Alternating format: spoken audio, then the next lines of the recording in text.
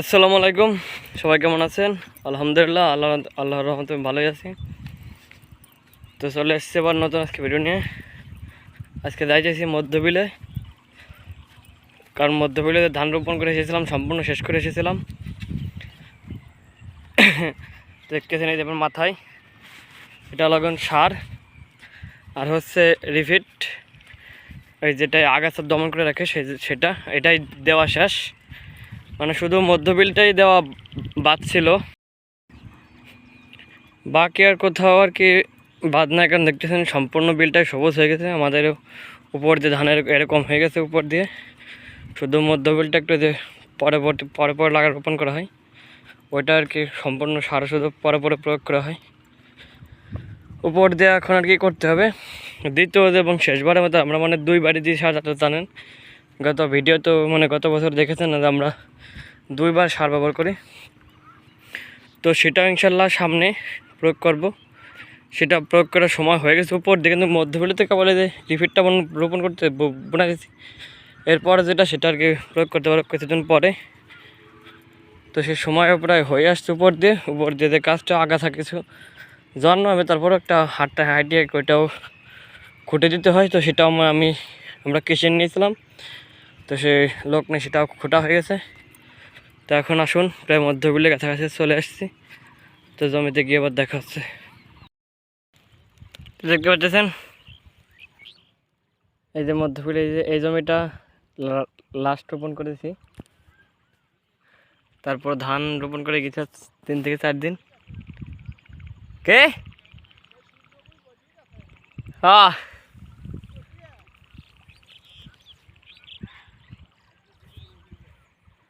তো রিফিট বন্য গেছিলাম, ওই খোলা তারপরে খোলা, এই যে এলের ওই খোলাটা এই খোলাটা আর ওই খোলাটা, আর যে ঘেরের কোলে 4 খোলা বাদ আছে।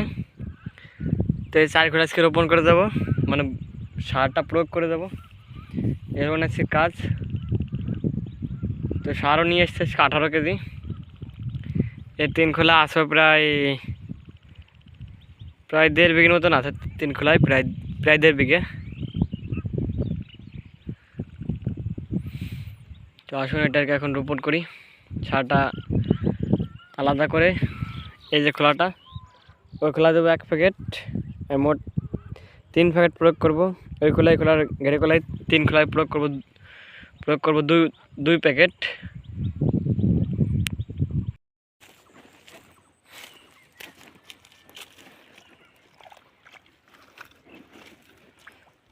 তো আলহামদুলিল্লাহ এর মধ্যে একেবারে সম্পূর্ণ আমাদের জমিতে এই যেরকম ঘেরে কোলে, এই যে একটা ঘের, এটা এখন এই পাশে এক আঙ্কেলদের ঘের করে, এখন আমাদের ওই পাশে আমার এক আঙ্কেল।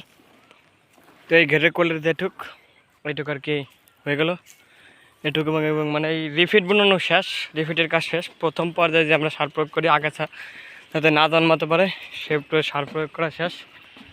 তো এর পরবর্তীতে আর এই এখন শুধু খেয়াল রাখতে হবে জমিতে ঠিক মতন করে পানি আছে কিনা, সেটা খেয়াল রাখতে হবে।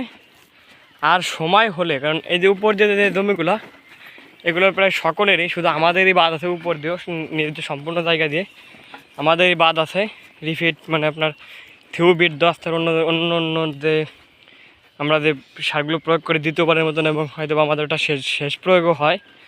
গত বছরও শেষ প্রয়োগ হয়েছিল, পরে আমরা সারটার প্রয়োগ করি নাই। তো এটা আর কি রোপণ মানে প্রয়োগ করে দেবো খুবই দ্রুত ওই উপর দিয়ে, কারণ উপরে প্রয়োগ করার সময় হয়ে গেছে। দেখতেছেন প্রায় সকলের ধানই সোপও চলে আসছে। রোপণ করেছিলাম তো একটা করে, প্রত্যেকটা এই যে প্রত্যেকটা গোছ রোপণ করেছিলাম একটা ধান করে। তো প্রত্যেকটার গোড়ায় 4-5টা করে চলে আসছে অলরেডি। এখন 3 বেডটার কাজ হলো ওই গোড়টাকে আরও ভালো করা এবং ধানের ফলনও ভালো করা। তো সেই কারণে আমরা যে সব দ্বিতীয়বার এবং শেষবার মতন প্রয়োগ করি সেটা। তো সেটা নিয়ে আবার দেখা হবে। সে পর্যন্ত সব ভালো থাকবেন, সুস্থ থাকবেন। আর বলেছি যে তাল রস কাটার ভিডিও, তো তাল রস কাটার মানে তাল গাছ কাটার ভিডিওগুলো সম্পূর্ণ আপনারা ভালোভাবে, প্রত্যেকটা ভিডিও ভালোভাবে সম্পূর্ণ না টেনে দেখবেন, তাহলে বুঝতে পারবেন। আর যদি টেনে দেখেন তাহলে ভিডিওটা বুঝতে পারবেন না যে কীভাবে কি গাছটা আমরা কাটা হয়। তো সেই তালগাছ কাটার ভিডিও সকলের আগে দেখতে চ্যানেলটাকে সাবস্ক্রাইব করে রাখুন।